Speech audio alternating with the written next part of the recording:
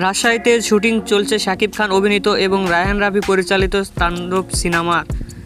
আর এবার সিনেমার শুটিং সেটে ঘটে গেল এক হৃদয় ঘটনা। শুটিং শেষে অসুস্থ হয়ে মৃত্যু হয়েছে স্ট্যান্টম্যান মনির হোসেন।